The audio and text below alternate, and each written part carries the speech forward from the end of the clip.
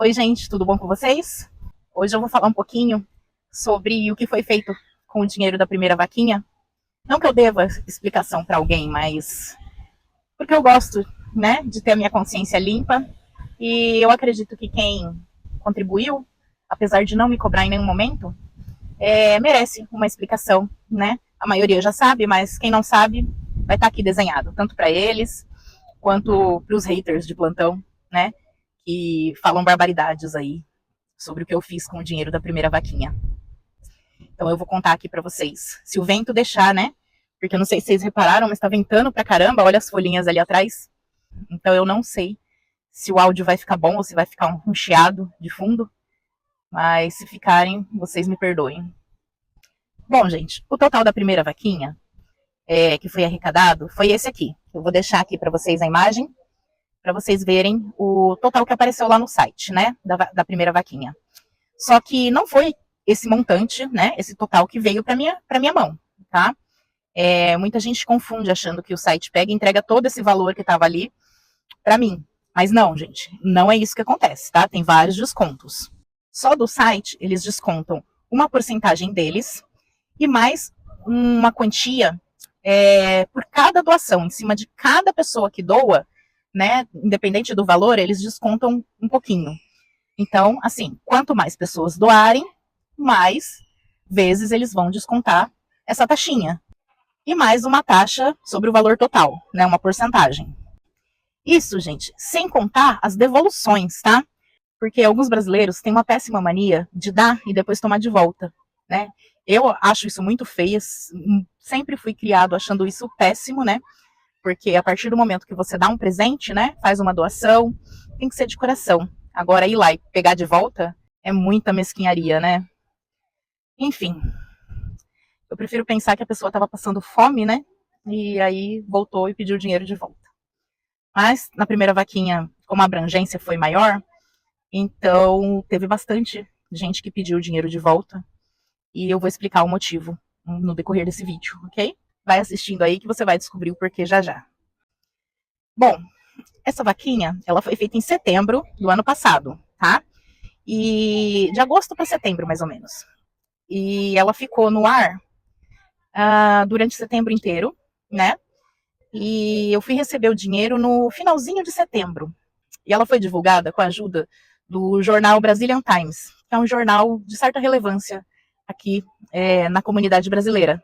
Tá? Então o Brazilian Times me ajudou na divulgação dessa vaquinha e por isso que teve uma abrangência grande. Só que nem tudo são flores, tá, gente? Lembra da Piolenta, lá de Utah, que me recebeu aqui nos Estados Unidos por 5 dias e ainda cobrou? Então, ela tentou atrapalhar essa vaquinha, e muito. Não só ela, como as irmãs dela, né? E quem acreditou nela também. Eu não sei se eu contei para vocês, mas em Utah, ela entrou em todos os grupos da comunidade brasileira, daquele estado, e me difamou, em todos eles, né? Inclusive, teve pessoas que eu trabalhava com elas que presenciaram tudo isso, né? Fabi, um beijo. Não posso largar a outra mão. Vou pôr um coraçãozinho aqui para você. Elas acompanharam toda a saga dessa mal amada aí, me difamando nos grupos de Utah. Eu deixei quieto, porque a gente se desentendeu, ela tá com raiva e isso vai passar. Pensei, né? O que qualquer pessoa madura pensaria. Mas não, gente, não passou, né? Eu estava aqui, já faziam alguns meses, em Massachusetts. A Piolenta entrou em todos os grupos que ela conseguiu entrar da comunidade brasileira de Boston para me difamar também. E o pior é que teve gente que acreditou nela. Daí que vem a fama de que falaram que eu era golpista, que eu não precisava de dinheiro naquela época e tal. Enfim, eu só lamento por quem acreditou nela, né? Mas também se acreditou nelas, é aquele tal negócio, né? Tem gente que não se preocupa em ver se a informação é verdade. Eles querem é propagar a fofoca. E com isso, ela começou a espalhar que eu era golpista. E com isso, ela arrumou várias aliadas que começaram a propagar essa informação pelos grupos afora de Boston. Principalmente porque ela fazia parte de um grupo chamado Gringa Girls, que, resumindo, é um monte de brasileira que se acha gringa. E como ela fazia parte desse grupo há muito tempo, então ela propagou lá, né, essas falsas afirmações sobre mim. E com isso, Várias pessoas que já conheciam ela desse grupo começaram a propagar essa fofoca, sem nem se preocupar em saber se era verdade ou não, pelos grupos afora de Boston e Massachusetts e qualquer lugar que elas conseguiam entrar, igual praga, né? Porque praga é assim, a gente só consegue controlar com veneno, né? Senão multiplica em questão de minutos. Então, como ela começou a me difamar em Boston, ela viu a vaquinha sendo divulgada. Como se não bastasse, né? Ela ligou para o GoFound, que é o site onde estava hospedado a vaquinha, e tentou derrubar a minha vaquinha, fazendo falsas afirmações com a administração do site. É óbvio que o site não estava nem aí para o que ela pensa, né? E viu logo que se tratava de uma dor de cotovelo e não acreditou em nenhum momento nela, e a vaquinha permaneceu no ar o tempo que eu quis. Inclusive está lá no ar ainda até hoje porque eu não tirei. E, enfim, ela não conseguiu dessa maneira. Como ela não conseguiu derrubar direto com o site do GoFound, ela viu que o jornal Brazilian Times estava me ajudando a divulgar essa vaquinha. Então o que ela fez? Ligou na redação do jornal para me difamar.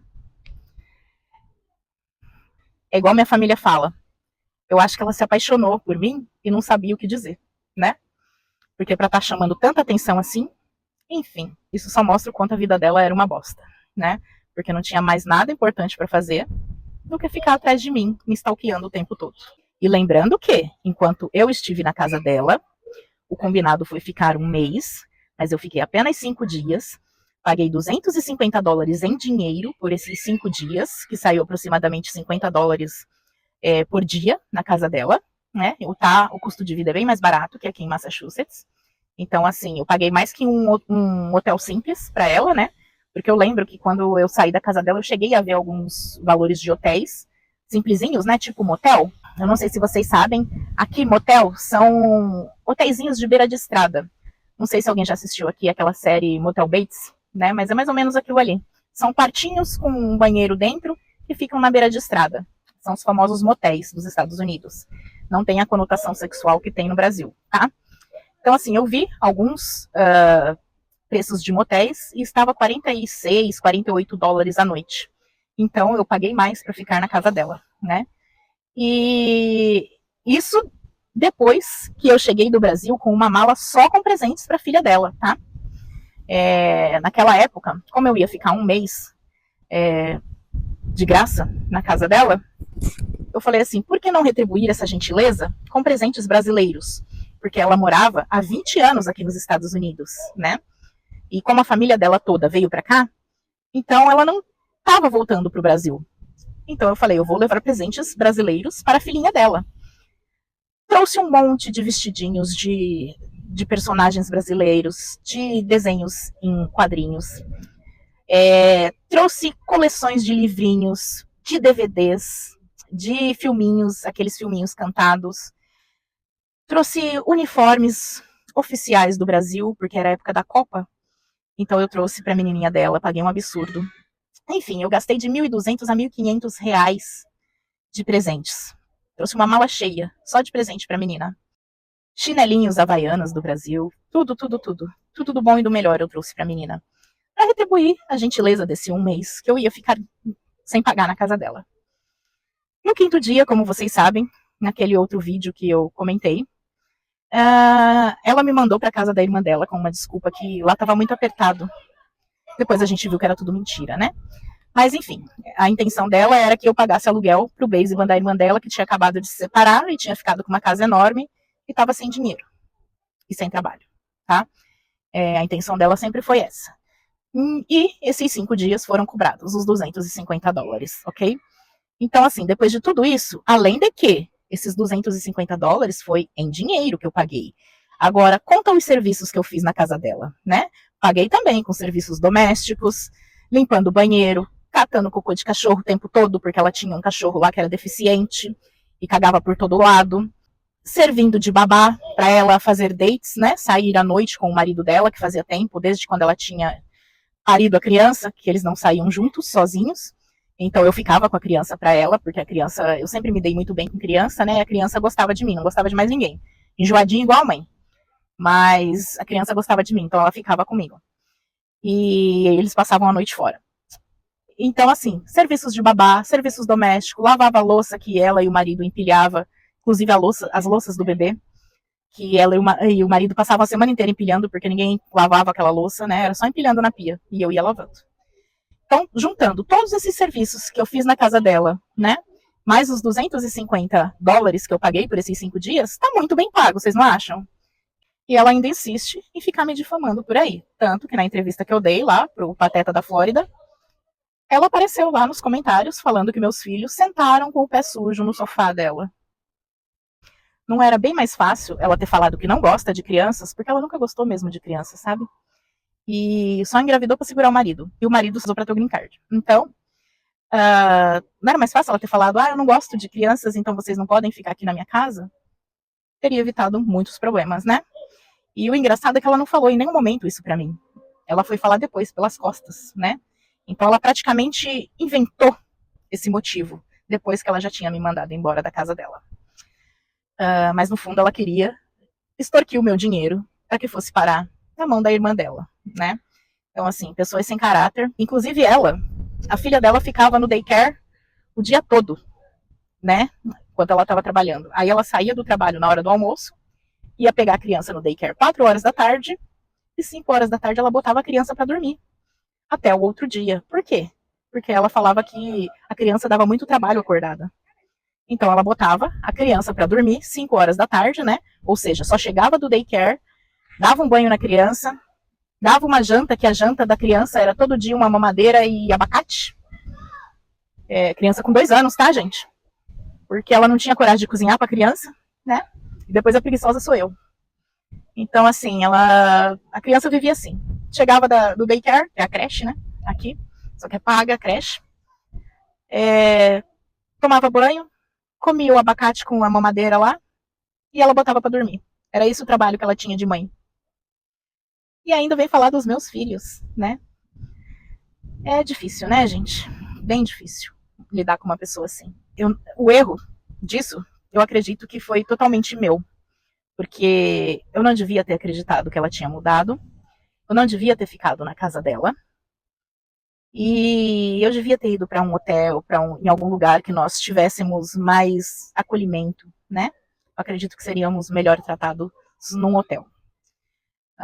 Ali, ela sempre foi uma pessoa péssima durante a nossa adolescência, né? Infância e adolescência. Tanto que não tinha nenhum amigo. Então, assim, eu era amiga dela por dó, né? Porque eu sempre fui gordinha quando eu era criança. Sofria muito bullying. Então, ela, por ser piolenta também, sofria muito bullying. E eu ficava com dó dela, porque eu sabia como aquilo doía. Então, eu era amiga dela. A única. Porque ninguém mais suportava ela, de tão enjoada e nojenta que ela era. E falsa também, né? Na adolescência também, muito falsa, ninguém suportava ela. Tanto que, assim, algumas amizades na época da adolescência, né? Que a gente estudava o famoso colegial, algumas amizades até afastavam de mim por eu tentar ser amiga dela. E depois voltavam e falavam que era por causa dela. Que não aguentavam ficar perto dela. Então, assim, eu fui muito paciente com ela. E eu pensei, depois de adulta, né? Fazia 20 anos que a gente não se via, mas, né? Às vezes trocavam algumas mensagens pela rede social. E eu falei, ela amadureceu, né? Acho que amadureceu. Então não deve estar desse jeito mais. Aquele famoso ditado, né, gente? A gente vai esperando que a pessoa amadurece, ela vai lá e apodrece. Ela tentou me prejudicar nessa primeira vaquinha, ligou pro GoFound, o GoFound não deu ouvidos. Aí ela tentou ligar direto pro jornal. O jornal me ligou, né? O Júnior. Um abraço, Júnior. Obrigada por todo o apoio. E falou assim, que história é essa?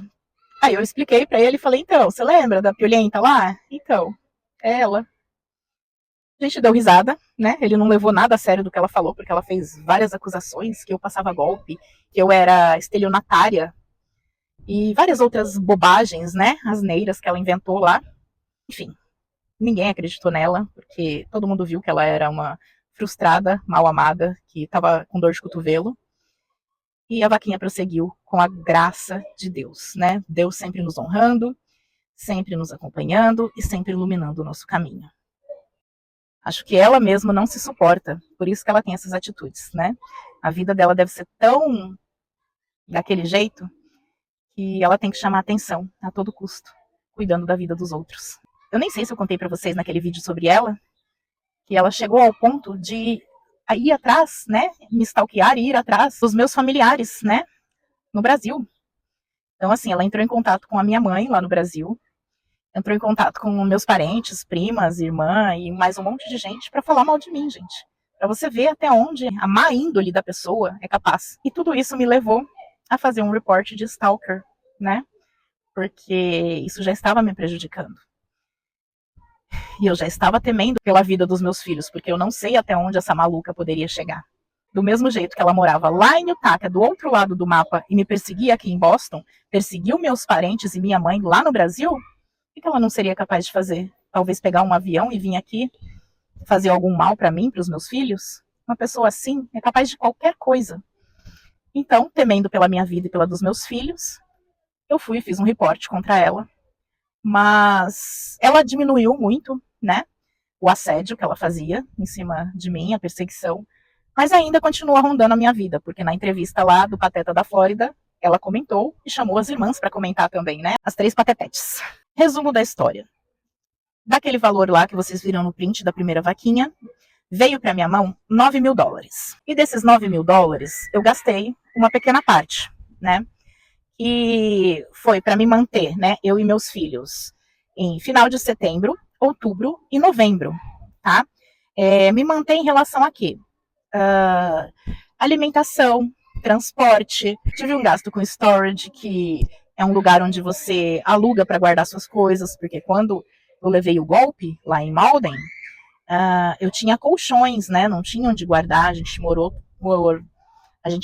por praticamente 4 meses dentro de um carro, né? Então, assim, não tinha onde enfiar os colchões, e colchões aqui é caro. Então, eu aluguei um storage para poder guardar essas coisas, para guardar as roupas de frio, roupas de neve. Então, tudo isso foram gastos que eu tinha, que foi usado um pouco desse dinheiro. Eu arredondei aqui, foi um pouco menos, mas eu arredondei aqui, foi em torno de $3.000 que eu usei para essas coisas, né? Algumas hospedagens também nos motéis. Isso também serve para aquelas pessoas que falam, ela gastou tudo em hotel de luxo. Gente, as pessoas que falam isso não têm noção de quanto custa um hotel de luxo nos Estados Unidos, tá? $3.000 não dá para pagar uma noite num hotel de luxo, ok? Enfim, usei uma parte desse valor dos $3.000 para hospedagens também, porque naquela época não podia ficar no aeroporto. Enfim, foram gastos nesses 3 meses $3.000, que se for dividir, fica quase $1.000 por mês. Para 3 pessoas, fica quase $300 por pessoa. Quem que vive com $300 por pessoa nos Estados Unidos? Diz para mim. Foi muito pouco o que a gente gastou. Mas a intenção era alugar um canto pra gente. Por isso que a gente economizou o máximo possível. Então, passou setembro, outubro e novembro. Aí, no final de novembro, nós achamos uma casa em Fitchburg, né? Que é aquela dos $2.000 que eu citei nas entrevistas. Aqui, para você alugar uma casa no seu nome, você tem que dar 3 vezes o valor do aluguel. Que seria o calção, né? O famoso calção do Brasil, que aqui chama depósito. O valor do mês vigente, né? Ou seja, você paga antecipado o mês que você vai morar. E o valor do último mês, que é quando você encerra o contrato de locação, para o dono não ficar no prejuízo se você, por exemplo, sair na metade do mês e não pagar a outra metade. Então, aquele mês já está pago. Você pode sair a hora que você quiser, né? É o tal do aviso prévio, entre aspas, que você teria que dar quando você vai desocupar uma casa. Quem aluga casa com imobiliária no Brasil está acostumado com esse procedimento. Aqui seria mais ou menos um aluguel por imobiliária, só que sem imobiliária, tá? O procedimento é semelhante. Então, nós achamos essa casa por $2.000. A gente tinha 9, gastou 3 nesses 3 meses. Final de novembro, tinham sobrado 6. E a gente achou essa casa por $2.000. $2.000 vezes 3 aluguéis, quanto que dá, gente? 2, 4, 6. Exatamente o valor que a gente tinha. E a gente deu o aluguel da casa. Aí vai ter gente que vai falar, nossa, mas por que você alugou uma casa tão cara, $2.000 por mês? Gente, os aluguéis aqui em Massachusetts é daí para muito para cima, tá? E eu aluguei uma casa com 2 quartos. E a minha ideia era o quê? Alugar essa casa e chamar alguém para dividir essa casa comigo. Então, assim, tem muita gente que aluga e subloca os quartos, só aluga o quarto. Eu tinha a ideia do quê? De dividir a casa com a pessoa. Então, assim, eu chamaria a pessoa e falaria, olha, vamos dividir tudo meio a meio, inclusive a casa. Então, assim, você não precisa ficar restrita só no seu quarto, a metade da casa também é sua, então vamos viver assim e tal, e ficaria US$ 1.000 para cada uma, mais as despesas, né, de gás, energia, enfim, água, aquecimento, né, no caso a óleo lá, e ficaria metade para cada uma. Se chegasse até uns 1.500, 1.600, daria para pagar, né? Então era essa a minha ideia alugando essa casa de US$ 2.000, tá? Que foi uma das mais baratas que eu achei, porque se você for ver aqui, mais para perto de Boston, as casas chegam a 3, 4 mil dólares, tá? Eu sei que vai ter gente que vai surgir de Nárnia e vai falar assim, não, mas eu pago 1.500 no meu apartamento aqui em Everett. Everett é o ninho brasileiro aqui da região. Enfim, só que aí você vai ver, a pessoa faz 20 anos que mora ali, faz 5 anos que mora ali, e não teve reajuste no aluguel. Então, ok, entendeu? Essas casas mais baratas não existem mais, estão todas ocupadas, né? Agora só sobraram as mais caras. Nessa época, eu comecei a trabalhar como babysitter. No começo, estava tudo bem. Eu estava conseguindo manter as despesas, porque eu estava trabalhando praticamente em 2 empregos. Eu trabalhava durante o dia como babá, e eu fazia uma rota de entrega de um restaurante fitness, né, aqueles que faz marmita fitness. Eu fazia uma rota na região aqui, nas cidades vizinhas, para fazer a entrega da semana para esse restaurante. Então, assim, nesses 2 empregos, eu estava conseguindo manter os primeiros meses. Só que o que aconteceu? Teve aquele problemão, do aquecimento, que era óleo, e que a Cebosa lá quis superfaturar o aquecedor às minhas custas. Então ela botou o aquecedor da casa inteira, eram 3 andares, né? O aquecedor da casa inteira para eu pagar. Então eram US$ 400 semanais. Vê quanto fica isso por mês. Juntando ao aluguel, ficaria quase US$ 4.000 por mês. E eu não consegui bancar isso. Porque no começo não foi acordado esse aquecedor semanal, né? Ela me falou assim, olha, o óleo do aquecedor, para encher, fica em torno de US$ 300, mas dura 2 meses. Eu falei, ok, 150 por mês é um gasto bom. É um gasto ok para aquecedor a óleo. Mas não, gente, esse 150 por mês se tornou US$ 400 por semana. Eu tenho vídeo contando certinho o que aconteceu lá. E com isso eu não consegui bancar, né? E, enfim, fomos pra rua novamente. Não foi isso, gente, onde eu usei o dinheiro da vaquinha, tá? Não tenho nada a esconder de ninguém. Não tô fazendo esse vídeo porque eu devo satisfação para alguém. Tô fazendo esse vídeo porque, gera conteúdo pro canal. Outra, avisa aos desavisados o que foi feito com o dinheiro. E dá um parecer, né, para quem me ajudou na primeira vaquinha, a saber o que foi feito com o dinheiro, apesar de nenhum deles, né, ter me cobrado sobre isso, porque geralmente quem ajuda, ajuda de coração. Eles têm noção de que quando a gente ajuda uma pessoa com uma quantia em dinheiro, a gente não fica com. Isso não dá o direito da gente comprar a vida da pessoa, tá? E esse é o mal de muita gente. Eles acham que, eu vou doar um dinheiro aqui, então agora a vida da pessoa me pertence. Ela tem que fazer tudo e me dar explicações, né? Me dar satisfação de tudo. E não é bem assim, gente. Se vocês forem doar, doem de coração. Se não, não doem, né? É melhor você ficar com o seu dinheiro do que você doar e querer ficar cuidando da vida da pessoa ou o que ela fez com o dinheiro depois, tá? Isso é muito chato. Então fica melhor para você, se você não der o dinheiro, segurar para você, do que você dar com a expectativa, né? Com o pensamento de que você comprou a vida daquela pessoa para você e você tem que ficar em cima. Se for dar, dá de coração, doa de coração. Não venha pedir de volta depois, não venha achando que a pessoa te deve satisfações, tá? Seja mais humano, tenha mais empatia, tá? Com as pessoas que precisam de ajuda. E eu não tô falando sobre mim, não, tá? Eu tô falando sobre qualquer pessoa que precisa de ajuda, que você se dispõe a ajudar. Enfim, é isso, gente. Se vocês somarem aí os 3 mil do início, com mais 6 da casa, vai dar os 9 mil que veio para minha mão. Foi isso que foi feito com o dinheiro da primeira vaquinha, tá? Não foi gasto em hotéis de luxo, não foi gasto em iPhone, não foi gasto em, como é que é o nome daquele videogame? PlayStation, pro meu filho, porque até isso eu ouvi, né? De um otário aí das redes sociais, que eu tinha gastado dinheiro em iPhone e PlayStation para os meus filhos. Meu filho não tem videogame, tá? Não foi gasto em roupas de marca, tênis de marca. Aliás, a gente não comprou nada. Nossas roupas são todas usadas, todas batidas, já velhas, desbotadas. Não foi usado em farras. Até isso eu ouvi, vocês acreditam, gente? Eu que não tenho vícios, não bebo, não fumo, não saio à noite, tive que ouvir de uma pessoa que eu gastei o dinheiro em farra, né? Em bebedeira, em festas. É ridículo isso, gente. Mas eu escuto cada coisa que às vezes eu olho e leio 2 vezes para ver se eu li direito, porque é cada absurdo que surge. Mas é isso. Espero que agora, com essa explicação, né, com esse vídeo, pare um pouco o blá blá blá de que eu usei mal o dinheiro, porque naquela entrevista lá com o Pateta da Flórida, ele falou: mas você usou mal o dinheiro. Eu não considero, nunca considerei que eu usei mal o dinheiro, porque qualquer tentativa que eu fiz de tirar meus filhos da rua, né, que aquele momento eu estava morando na rua, qualquer tentativa é válida, né? Então essa foi uma das tentativas. Infelizmente não deu certo, mas foi uma tentativa de tirar meus filhos da rua.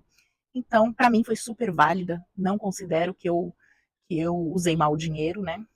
Infelizmente, se as pessoas, né, como ele, pensam que eu usei mal o dinheiro, é porque não tem empatia nenhuma, porque não sabe o que é morar na rua, né?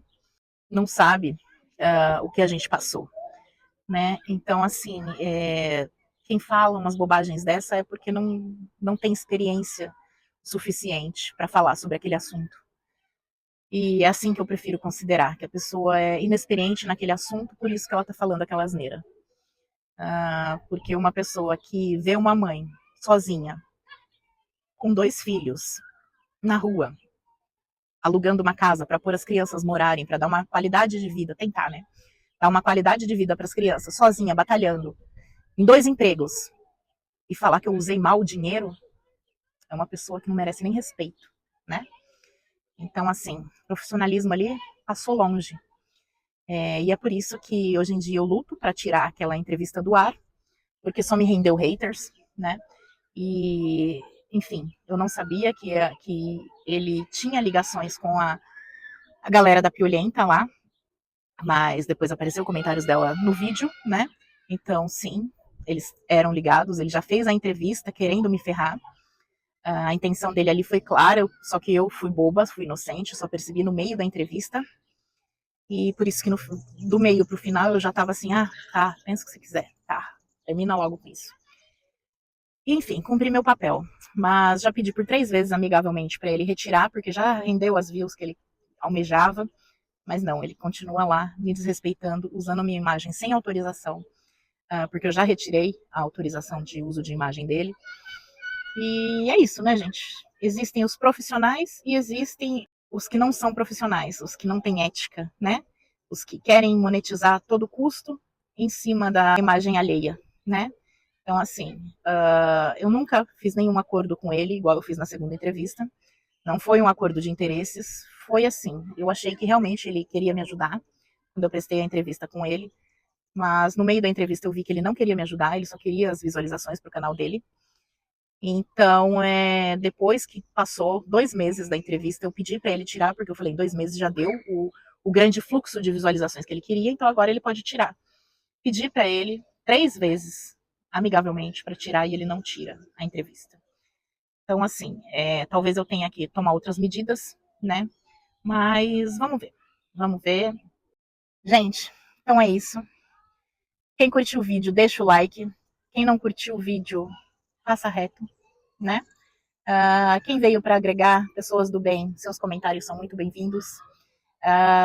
Eu sempre estou deixando um coraçãozinho ali para vocês. mesmo que não dê tempo de responder todo mundo, mas aquele coraçãozinho ali significa que eu li, tá? A mensagem de vocês. Infelizmente não dá para responder todo mundo, um por um, porque eu recebo cerca de 600 a 800 comentários por vídeo, mas eu sempre tô lendo, tá? Eu vou passando assim, vou lendo e vou deixando o coraçãozinho para mostrar para a pessoa que eu li, que aquele carinho é recíproco. Quem não for inscrito no canal, se inscrevam, tá? Por favor. E se você é uma pessoa que não simpatiza comigo, que não acredita nas minhas histórias, que não acredita nas minhas experiências, ok, tá tudo bem. É só passar reto e ir para outro canal. Não precisa xingar, não precisa ofender, tá? Em forma de estou dizendo a verdade para ela cair na realidade. Não precisa. É só passar reto, ir para um canal que você goste e dar o apoio pro canal que você gosta, ok? Aqui ninguém faz questão de gente chata, tá bom? Então é isso, gente. Fiquem com Deus. Um grande beijo e tchau.